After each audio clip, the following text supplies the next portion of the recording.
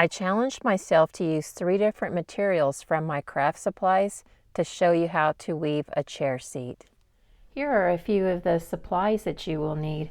You'll need some chairs without a seat, of course, or maybe even just a little stool. Something that needs a seat or a top to it could work.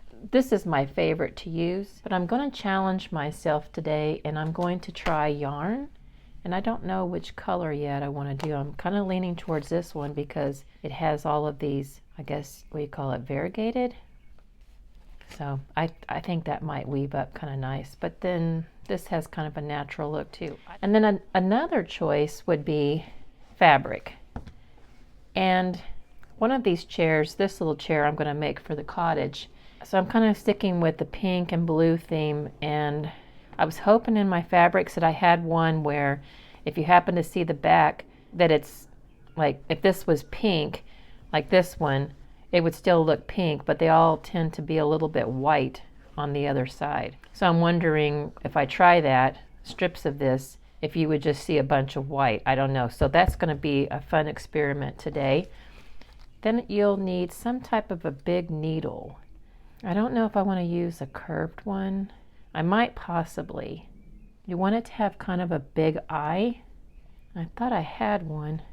Oh, here. Oh, this one. But anyway, I think I might use this needle. It has a fairly good size eye. First, let's start off with the, and you'll need some masking tape and some scissors. And so I've got both of them out here, and hopefully one of them will help me cut the thread or the yarn. And the first one we're going to try is the crochet thread. And I did this for a couple of chairs in a previous video. The chairs and checkers video.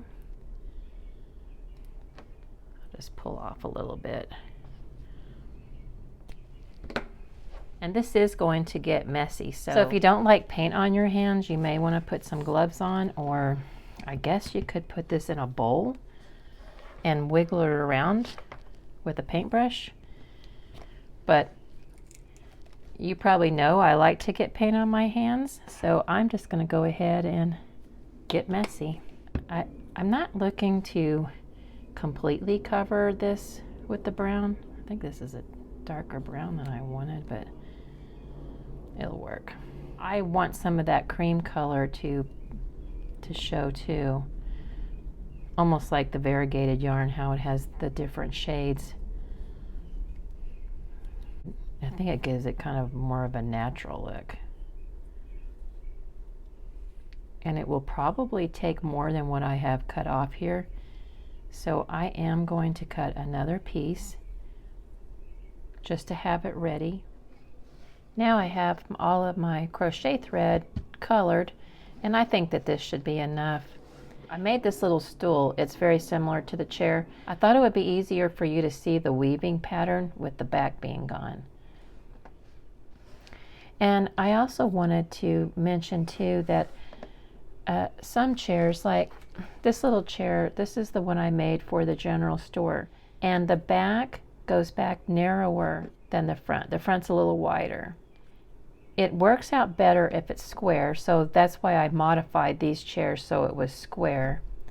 It works out better, but it's still possible. Mess with it a little bit to make it work. That's what I had to do on this one. I had to cram a little bit more in this back section than the front. The front, the threads could all lay evenly. In the back, they had to get scrunched a little bit more, and I think I even started overlapping them some, but you can't tell. And it's miniature, so you can't see all of that. You can see it. I can see I made little mistakes down in the center, but really it's okay. It just looks like maybe someone's been sitting in it a lot and they've worn it out. So let's get started. I'm going to cut off a little piece of masking tape so that I can anchor the crochet thread to the inside of the chair, or this, in this case, the stool. You won't have to remove it. It'll always be there and you won't see it. So try not to cut your tape as huge as I did. And you could start anywhere. I think I started right directly in the front on this chair. Then I'm going to go ahead and thread my needle. And the very first thing that you do is you just go straight and then go up under. Pull all of your thread up under and try to get it to lay as flat as you can. You can pull it a little bit, but don't pull it too much. So we started off, we went straight, then we went under, now it's up, and now we're going to go over to this other corner, and then we will go in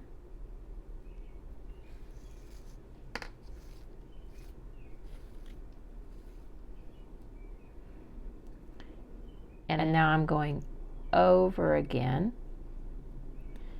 and now I'm going to go under,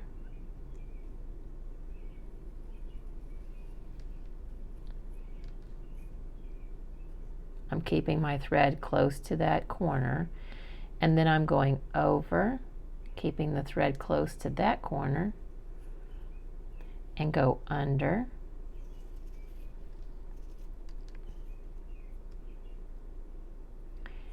come straight across and go over and under,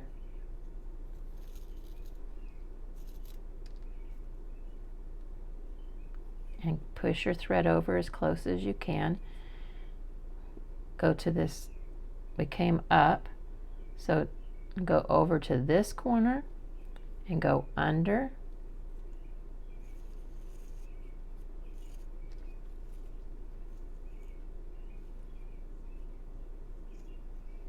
keeping your thread close.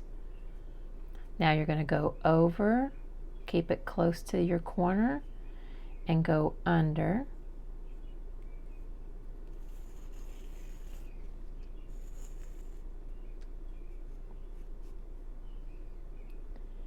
and now you're going to go over because you need to finish this corner, so you're going to go over and go under, and the pattern just repeats now. We have all of the corners. When you go under, you're always going straight, go next to that one, and then go under. Sorry, my hands feel a little bit cold and it's hard to hold on to the needle. And then kind of turn it, and you're laying this one right next to this one, and then you're going to go under and go straight. And sometimes if you see they're not laying directly next to each other, they have a little gap, just push them back together like that. You can really start to see the pattern forming here now.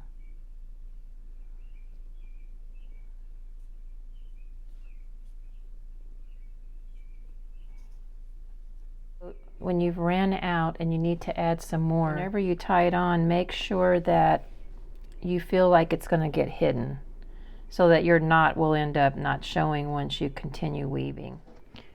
It's getting really close now. You can see how there's just barely any room.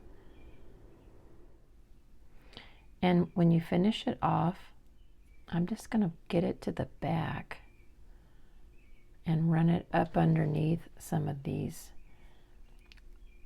stitches, just to tuck the cord in there, the thread in there, and hide it.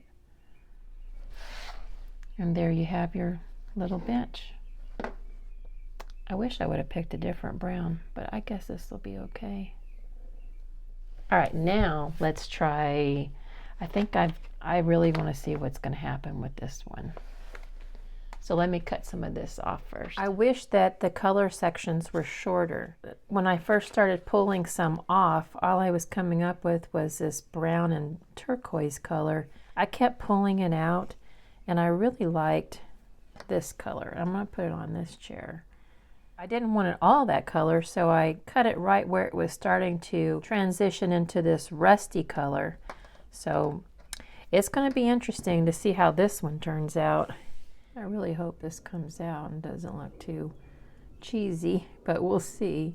I didn't want to cut it really short and have to keep having knots, so I went a little bit longer. Hopefully that doesn't trip me up and cause me to catch it on the legs a bunch, but we'll see.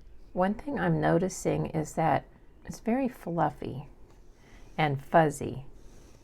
And when you lay your threads down next to each other, it's so thick, it just fills it up. So I'm pulling a little bit tighter, I'm noticing. And I have to scoot my threads over that are on the chair already. I have to scoot them over more often. I really don't know if I'm crazy about this one. I don't know if it's the yarn. I don't know if it's the color of the yarn.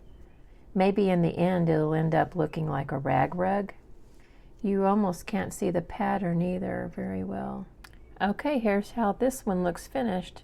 I like it. I like the colors. I like the way that turned out. I'm not too crazy about the fluffiness. I wonder if I was to paint it with some Mod Podge or glue, if it would help tone it down.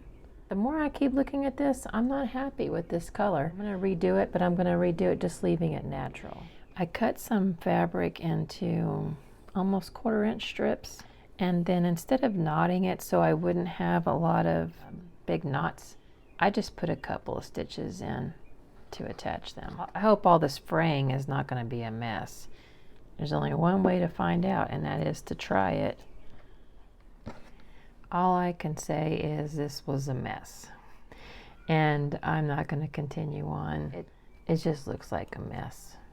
So I'm going to have to come up with another idea of what I want to weave on this chair. But at least we know now fabric doesn't work.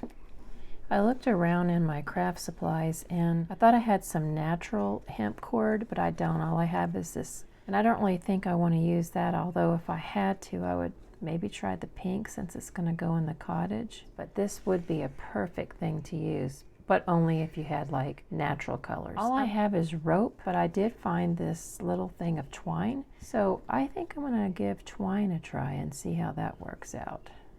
But instead of threading it, because I can't find a needle that has a bigger eye than this one, I'm going to put some glue on the end of this to stiffen it up. And that will help since I don't have a needle. Maybe that'll keep it stiff like there is a needle on the end to make it easier for weaving. Okay, it looks like this one's going to work. I'm just going to continue on. It's a little fuzzy like the yarn, but I believe I could trim that off in the end. So I'm going to continue on and I'll get back with you. Okay, and now here is the chair complete. For this scale, this twine is just too thick. So if I could find something smaller, or like I said, the hemp cord would work really well. Okay, my final thoughts on this chair weaving. I still come back to this crochet thread. It's my very favorite. I think because I work in 1/16 scale, it just fits the scale better.